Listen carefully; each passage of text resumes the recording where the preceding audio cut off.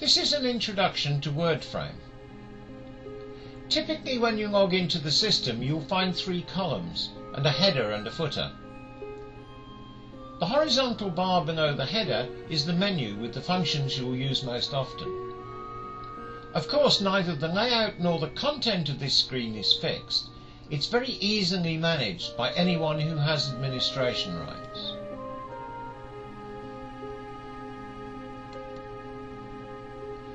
The administrator can decide the overall screen layout. In our case, we've chosen the maximum with a header and footer and 3 columns.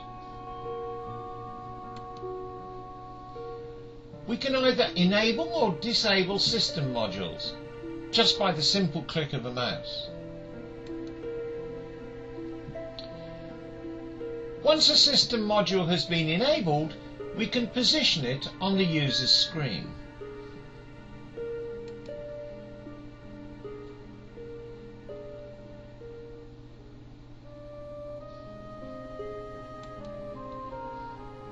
At the heart of the Wordframe system is the concept of a group. A group is a virtual community. Groups can either be public or private. If private, then you join by invitation only. Groups in turn can have subgroups. Each group and subgroup can have a different layout and different content depending on your needs. From an end-user perspective, the system is full of function. Here in the center are the blogs or posts. To create a new post is simplicity itself.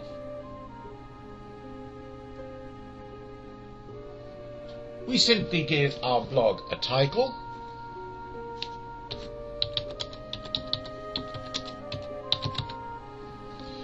and within the blog area we can either type directly or else we can insert pictures from file, flash movies, AVI movies, QuickTime movies, sound clips. We can even cut and paste from other websites, and in which case the original URLs are maintained. Once we're complete, we pick a category to help people find it. We can add tags of our own.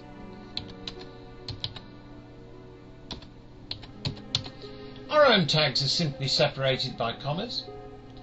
We can provide a summary if ours is a complicated post. We can also decide to publish on a future date or to publish to multiple groups at the same time.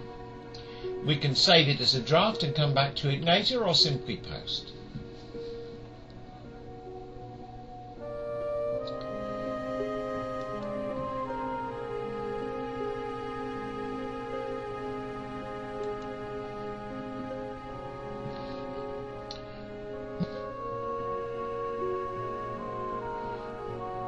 Most people have become familiar with wikis, a way of pooling the information that's the lifeblood of our organisational group.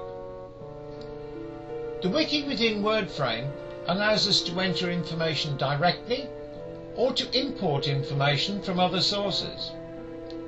We can put them into folders of our own choice. If we do import documents, then they can be subject to change control. We can see the history of the document. We can compare one version with another, or we can restore a previous version of the document if that proves necessary.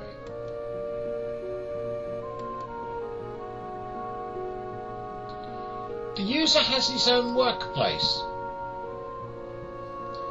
In this workplace, he can invite others to join him in his own personal community. He can also change his email and password, change the alias by which he's known in Wordframe. Can also manage the way in which he's told of new posts or changes that have been made to groups of which he's a member.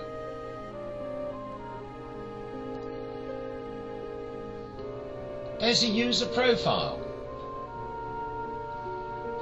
We can not only upload a photograph, but we can add in work focus, contact information, work history, and so on. Most importantly is that we can also set permissions. Permissions allow us to keep the information private, just for ourselves, or share only with our personal connections, our own personal virtual community.